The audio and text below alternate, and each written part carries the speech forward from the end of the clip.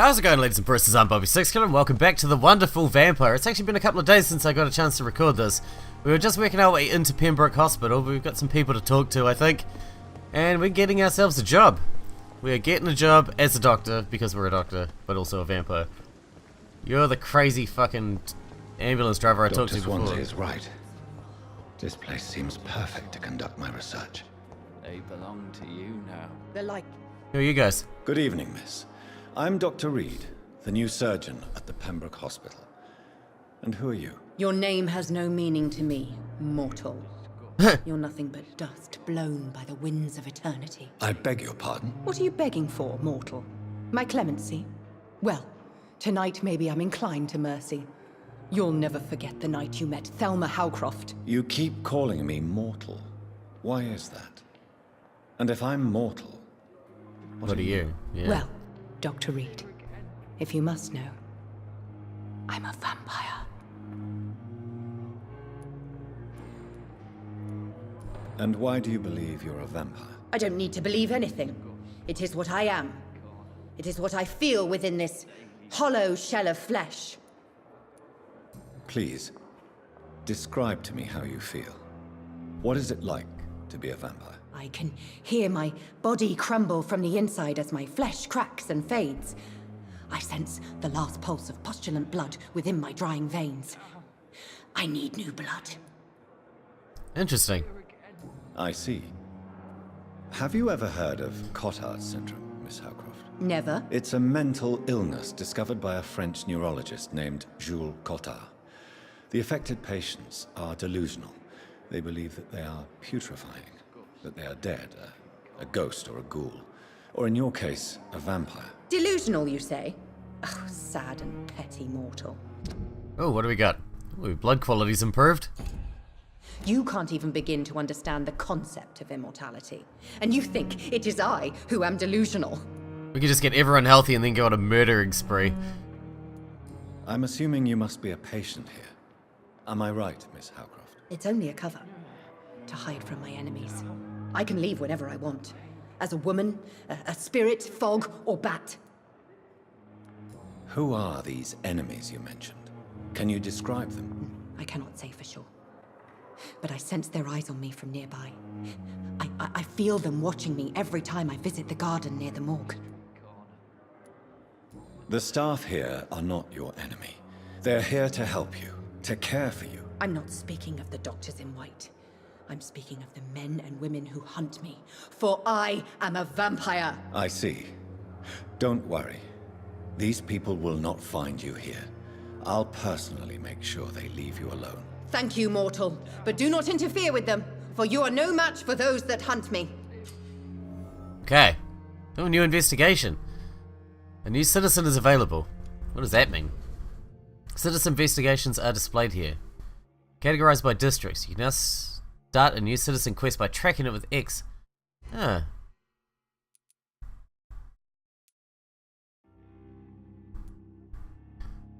Find out who is spying on Thelma. What's this one?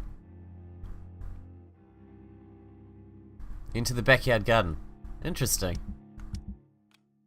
Okay, so we got 2. Cool. Stuff to do. Always good. Personal questions, did we do all those? No. Who are you really, Miss Howcroft? I mean, apart from being a vampire. Is that not enough for you, puny mortal? What do you require?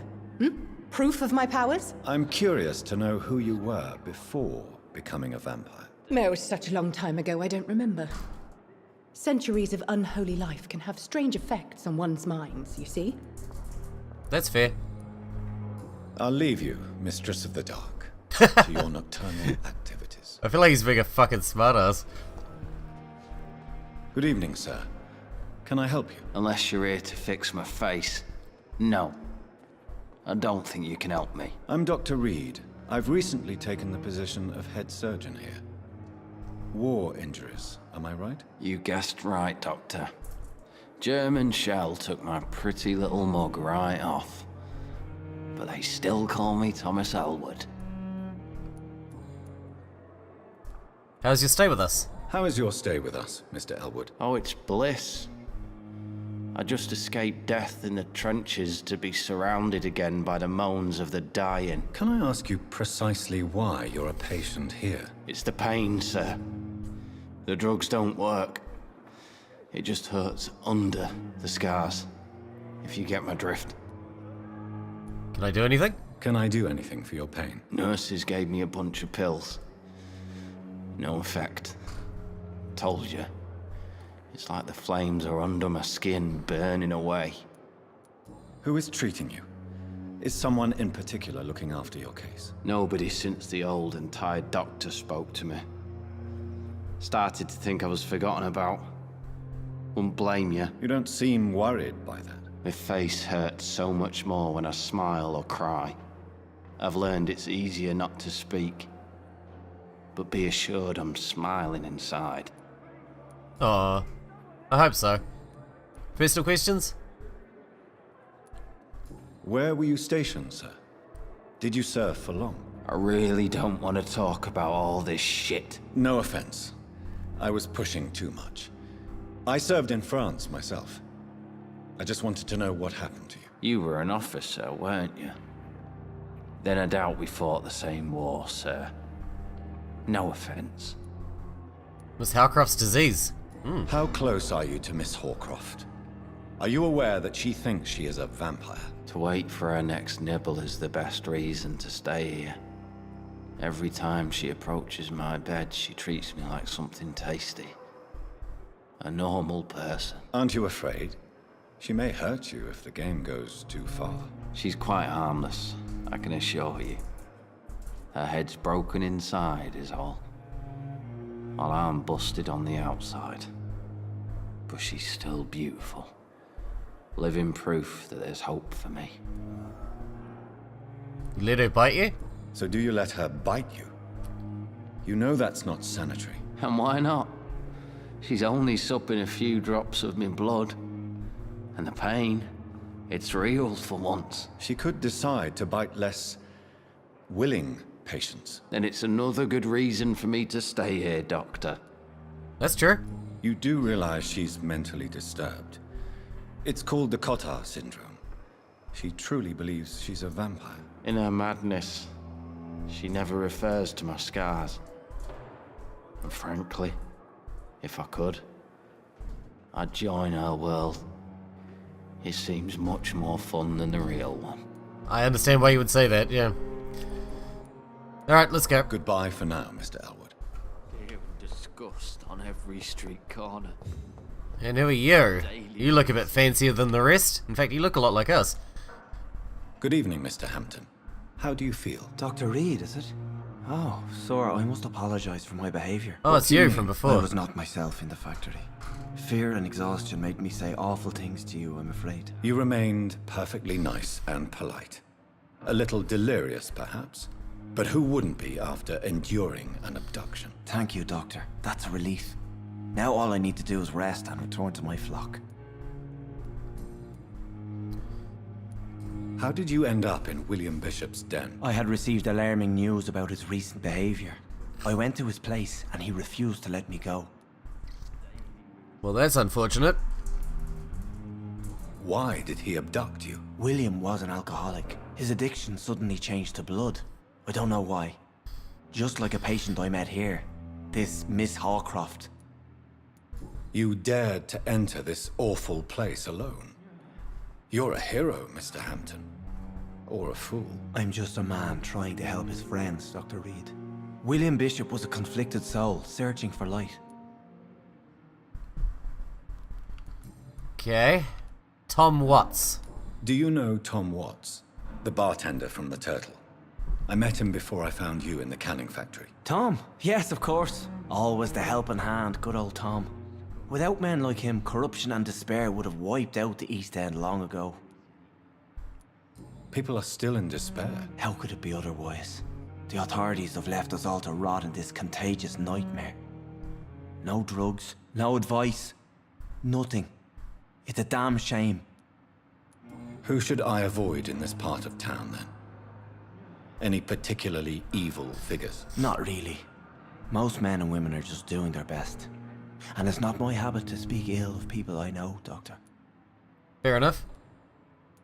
What is the general situation in the East End docks? The situation has always been tough, with a lot of tensions between the gangs and the Dockers' trade union. The Wet Boot boys are very nervous since they lost their leader.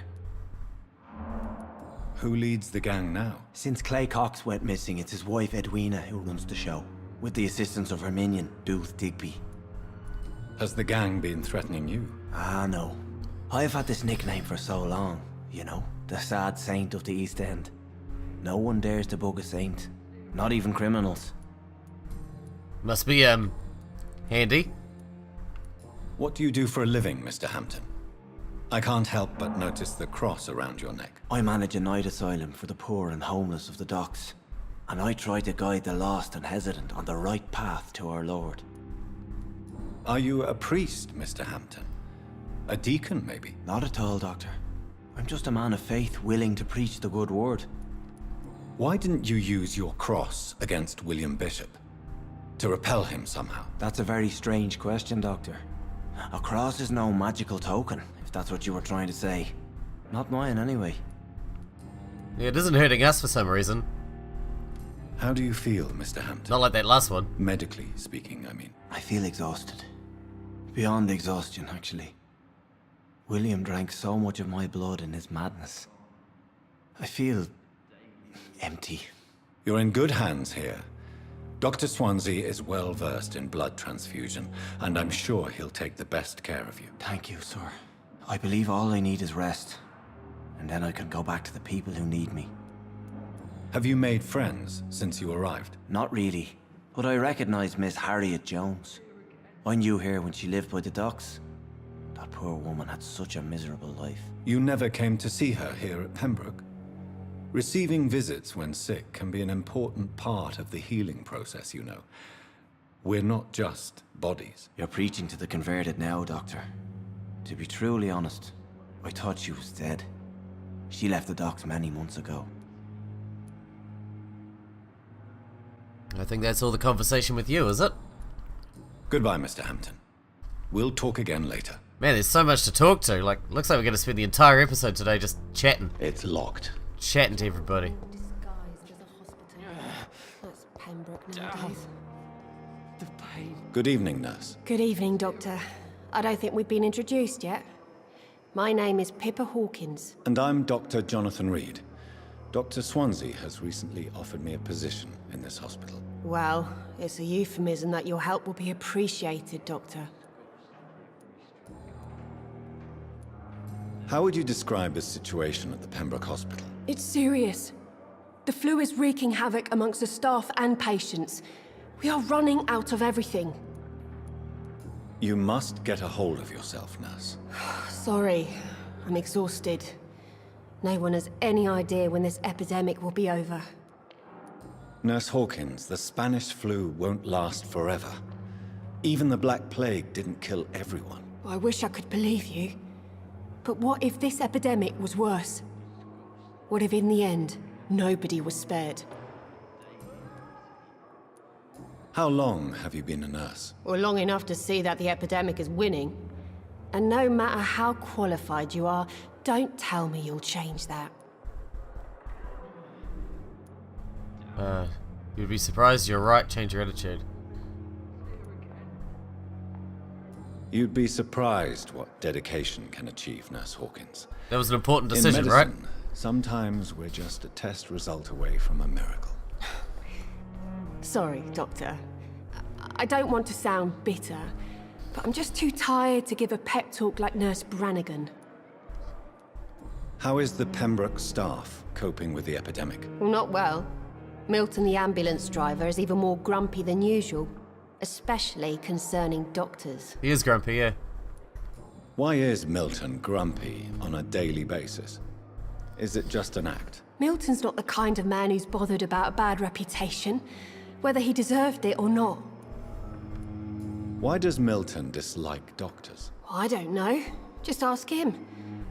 But be warned, Milton is not the chatty type. Guess I'm gonna go talk to Milton again. After I talk to you about personal... No, I'm not gonna be talking to you about Goodbye, personal Nurse questions.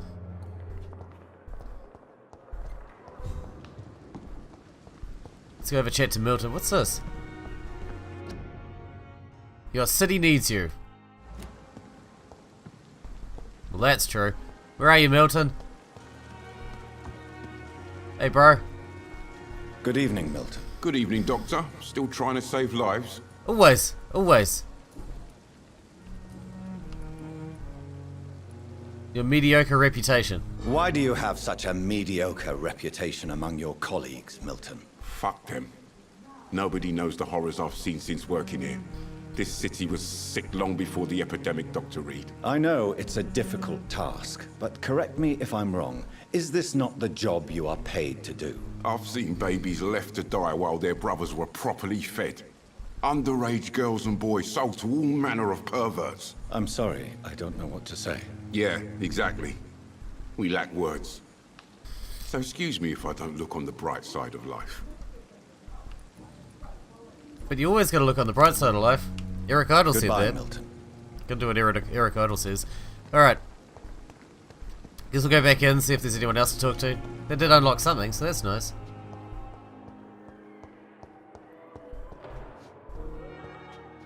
Can't talk to you. You look basically dead already. Frankly.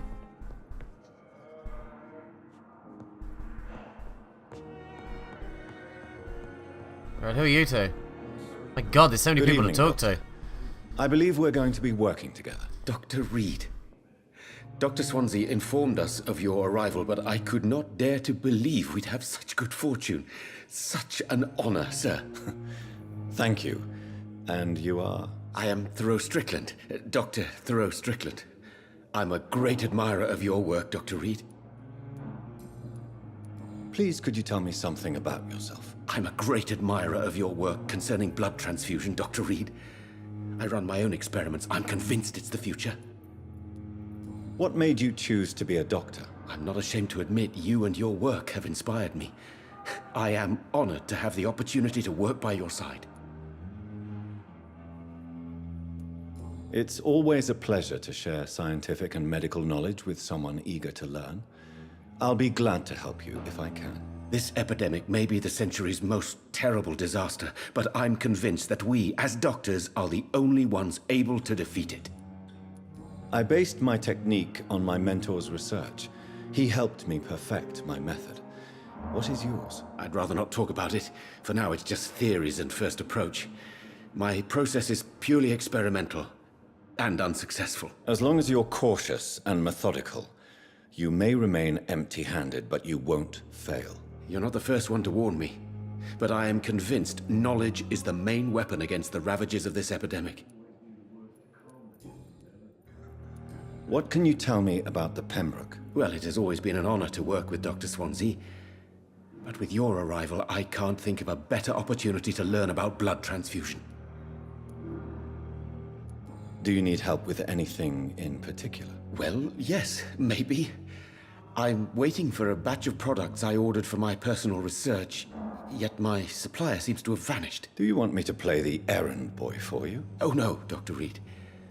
But if you went personally to his shop, what with your reputation and all, he wouldn't dare to refuse the products I need. I see.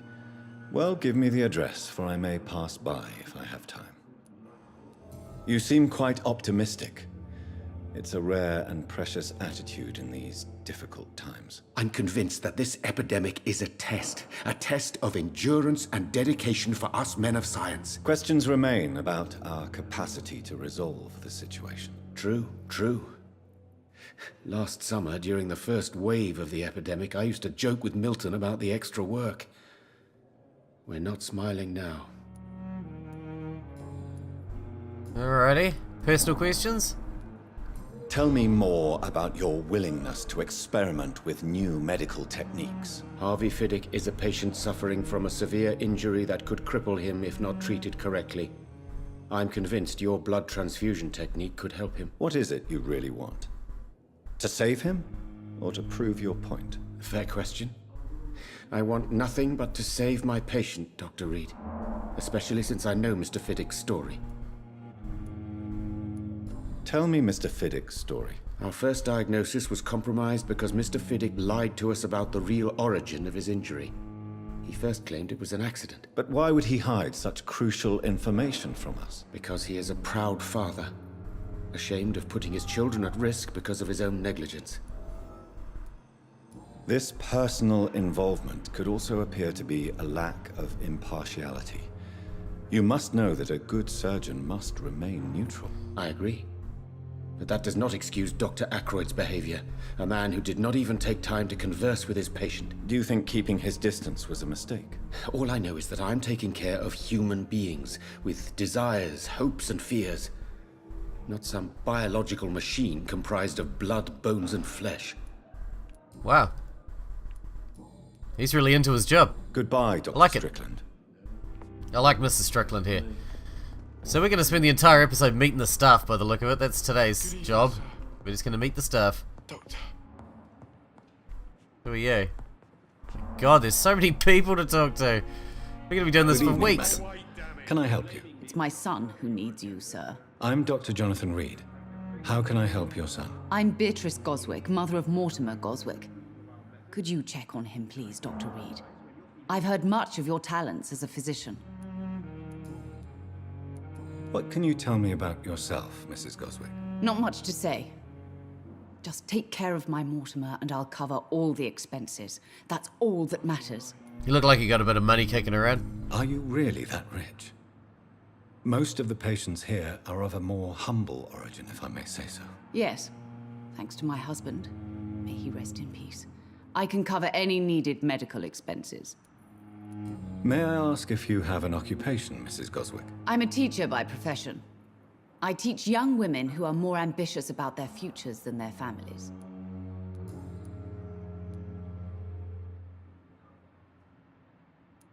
What do you think of your reception here? Any complaints? I have had the uttermost reservations about this hospital since we arrived. But we had no other choice, considering the state of emergency. Is there something in particular that's bothering you? Some of the staff were not especially welcoming. I suspect they're not accustomed to dealing with patients of such social standing.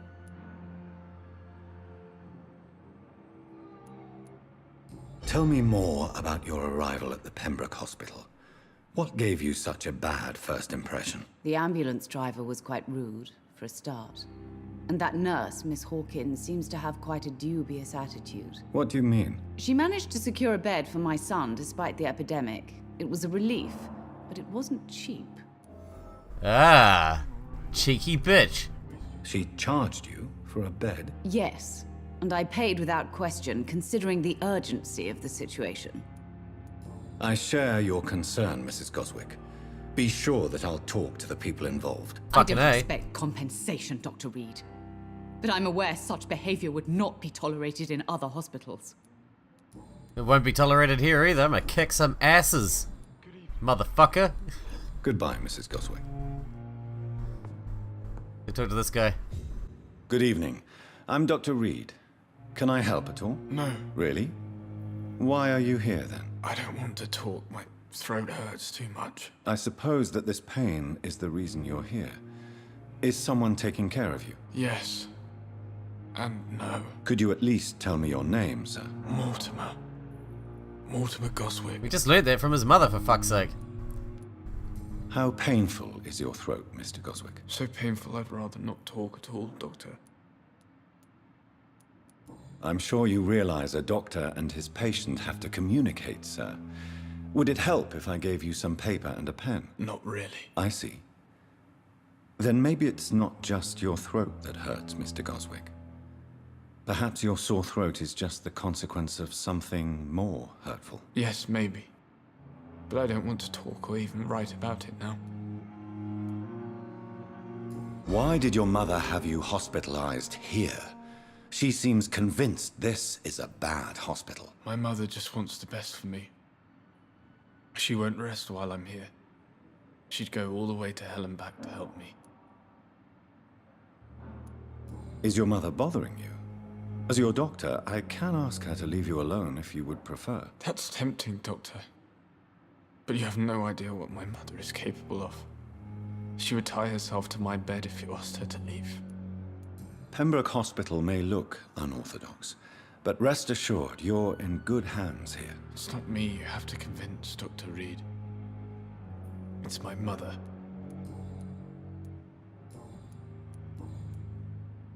Tell me about yourself, Mr. Goswick. I don't want to talk, Doctor. But I want to make you talk because it's fun. Because How I'm an evil painful is your psychopath. throat, Mr. Goswick? So painful I'd rather not talk at all, Doctor. I'll let you get some rest then. Good evening, sir. Doctor. Okay, see you later. We got more. Oh my god, look at you all. What You're can I covered in do blood. for you, Doctor? Thank you, Nurse Crane. I already talked to you. That's good. Got one out of the way. How about you two? Oh, I already talked to you. Who are you? Good evening, sir. I'm Dr. Reid. May I help you? I don't know if a third opinion is needed. Your colleagues are already arguing about my condition. I see.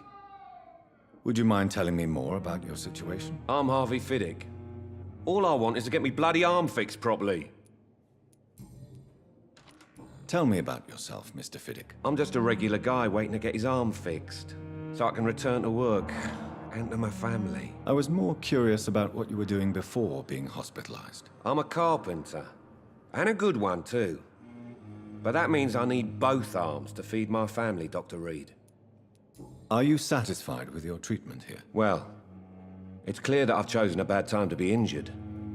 Forgive my bluntness, but you seem overwhelmed by cases of the flu. I won't lie to you about it. I'm afraid we are. Are you sure you don't want to operate yourself, Dr. Reid? I have the feeling you're very capable, and your colleagues seem to think so too. In other circumstances, you would be right. But for now, I don't think I can take on the responsibility. My apologies. Tell me about the doctors who are arguing about your case. Strickland and Aykroyd. They both want the best for me, but there's a lot of pride there. Doctors are no different from carpenters, it seems. What do you mean? I often had professional arguments with rivals on a building site. Difference is, I disagreed about wooden nails, not flesh and bones.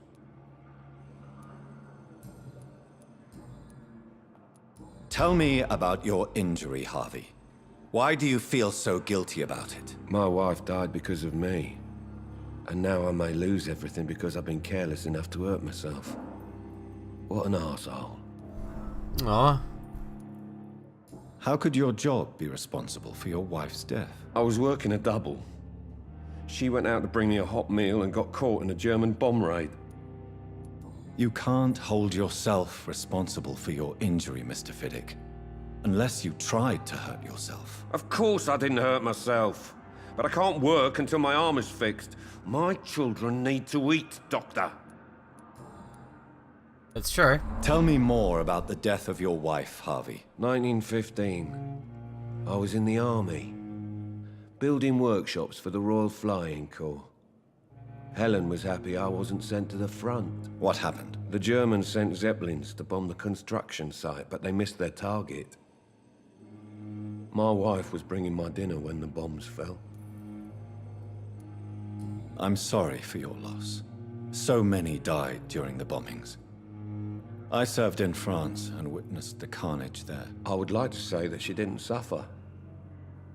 Truth is, I have no idea. I just know that I'm all that me kids have. Poor little bleeders. How are your children after losing their mother? They were smaller then. The only good thing about this is my Helen didn't bring them with her that night.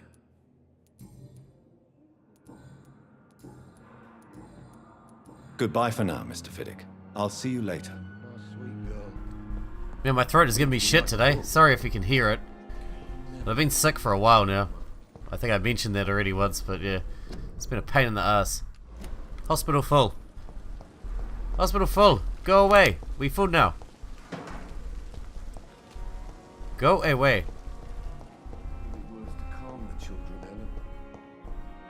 We gotta go find that fucking nurse and kick her ass. So we got upstairs to do, and I think that's all for the actual hospital. Like for inside. Pippa Hawkins, is that you? Good evening, Nurse Hawkins. Good evening, Yes. Dr. Reid. Time for an ass kicking, lady. No?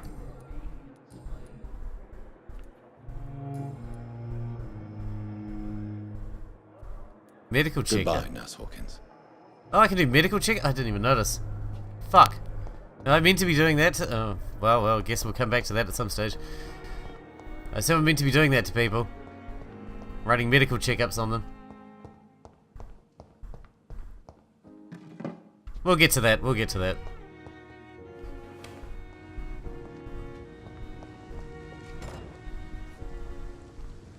My god, this place is huge. I cannot enter. Interesting way of saying it. I cannot enter. Or, yeah.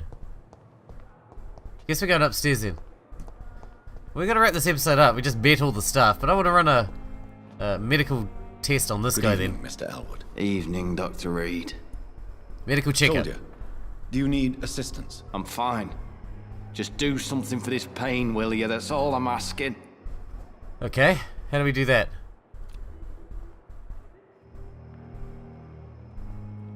Mesmerize.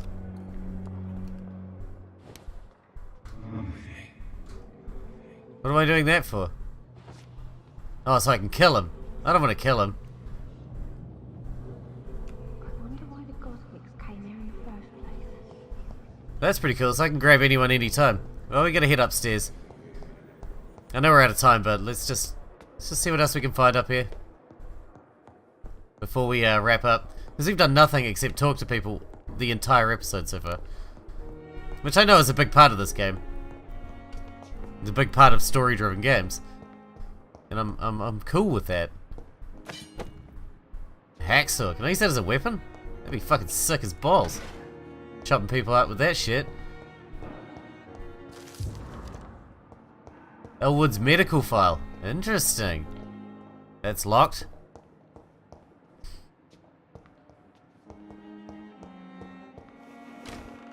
This must be the place. It's definitely away from prying eyes. We found our hideout. Relegated to the shadows. A kingdom of my own. At least I won't be sleeping in a coffin. Good point. The flower's dying. It needs water. Alright, let's loot the crap out of this place. Because we can. Lots of loot. Refill all, I guess. And then we'll hit this place up. What can we craft today? Can we make any new weapon stuff?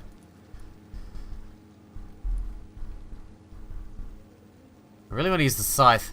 Really want to use the scythe.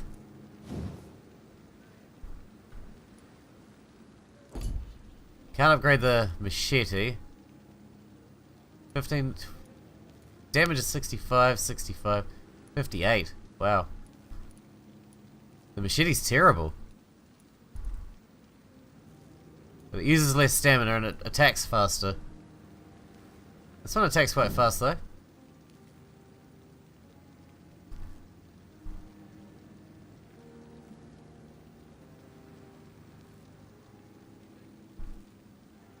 Click on the to analyze.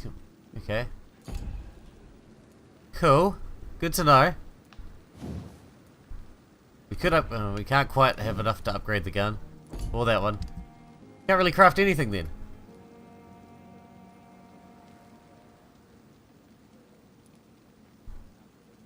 So we can recycle these into components. That's interesting. Bottles. We can make shit over here too. Blood sample of William Bishop. Analyze to view blueprints.